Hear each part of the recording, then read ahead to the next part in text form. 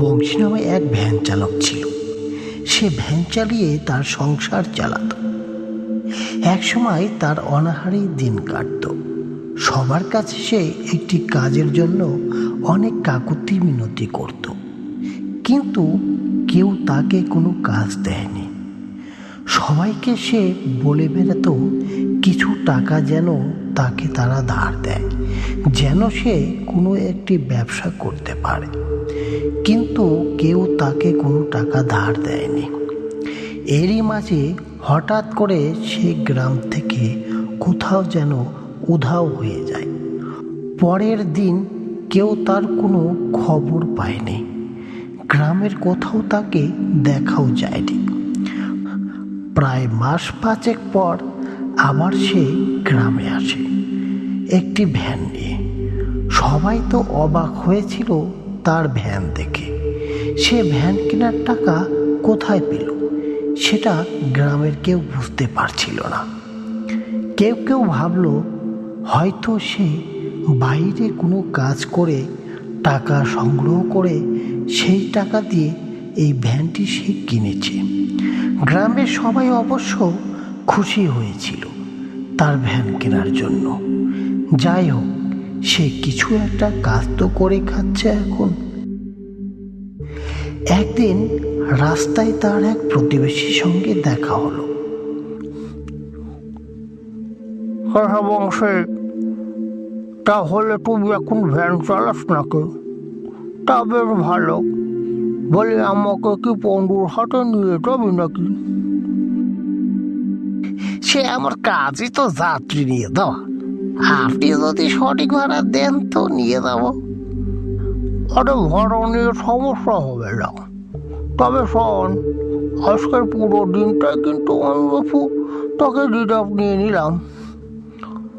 এর জন্য আমি অবশ্য তোকে বড় অঙ্কের টাকা দেবো। সে না হয় বুঝলাম, কিন্তু হাট থেকে ফিরতে হবে কোথায় গো? তাও ধর রাত 9টা তো বাজবে। তা না হয় বুঝলাম, কিন্তু ভাড়া নিয়ে যেন কোনো কেসাল করতে না হয়। বিশু তার প্রতিবেশীকে নিয়ে চলল হাটের দিকে। তারা রাস্তা দিয়ে যাচ্ছিল আর নানান রকম গল্প গুজব করছিল। গল্প করতে করতে তারা একটি শ্মশানের সামনে দিয়ে যাচ্ছিল। বলি বিশু, এটা শ্মশানের রাস্তাটা দেখছিস? এটা কিন্তু দিনে একরকম আর রাতের বেলায় আর এক রকম দেখায়।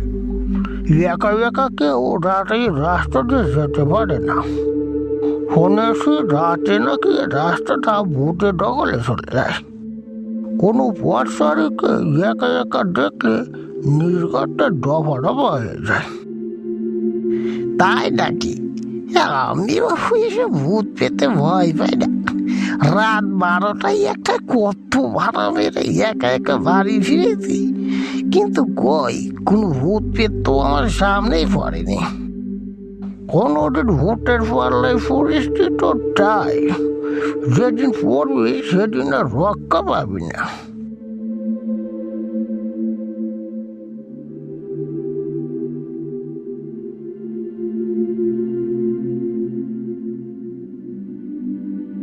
তারা কথা বলতে বলতে হাটে চলে এলো।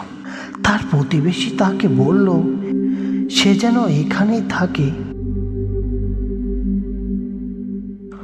অনেকটা রাস্তা ভ্যান চালানোর জন্য তার একটু ঘুম ঘুম পাচ্ছিল, তাই সে ভ্যানের উপর ঘুমিয়ে পড়ল। বিকেল গড়িয়ে সন্ধ্যা হলো। তার প্রতিবেশী তাকে ডেকে তুলল। সে বংশীকে টাকা দিয়ে জানালো আজ সে বাড়ি ফিরতে পারবে না। হাটে তার জামাইয়ের সঙ্গে দেখা হয়েছিল, সে তাকে আজ বাড়ি ফিরতে দেবে না। সে বংশীকে বলল সে চাইলে রাতটা আজ তার মেয়ের বাড়িতেই থাকতে পারে, সকালে তারা একসঙ্গে বাড়ি ফিরবে। কিন্তু বংশী তাতে আপত্তি জানালো, বংশীর আপত্তি শুনে তার প্রতিবেশী বলল, ঠিক আছে, সে যখন থাকতে চাইছে না তো ভালো, তবে সে যেন খুব সাবধানে সেই শ্মশানের রাস্তা দিয়ে যায়। বংশী তার কথা শুনে একগাল হেসে ভ্যান নিয়ে রওনা দিল।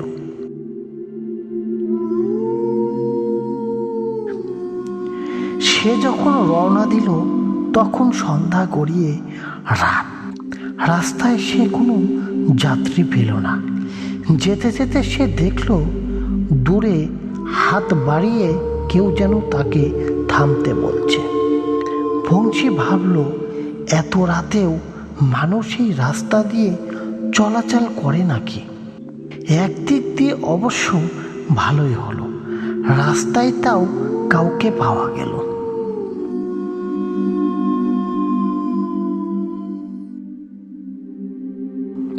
সে ভ্যান থামিয়ে যাত্রীকে নিয়ে আবার চলা শুরু করলো।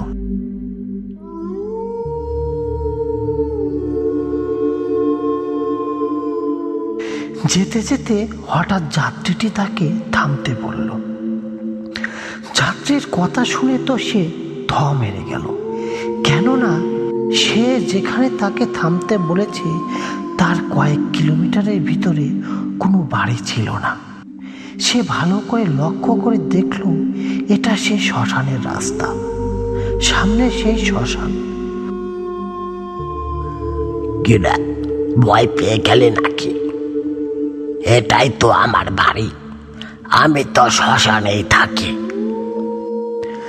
চারিদিকে নানান রকম ভৌতিক আওয়াজ শোনা যাচ্ছিল, আর মুহূর্তেই সেই লোকটি এক ভয়ঙ্কর ভূতের রূপ নিল।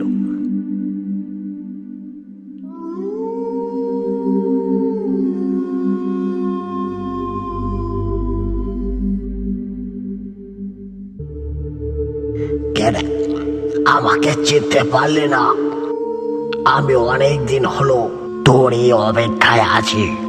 কবে তোকে আমি বাগে পাবো, সেদিন তোকে আমি ঘাড় মটকিয়ে দেব। বংশীর এবার অন্তরাত্মা যেন ভয়ে লাফাতে লাগলো। কে কে তুমি?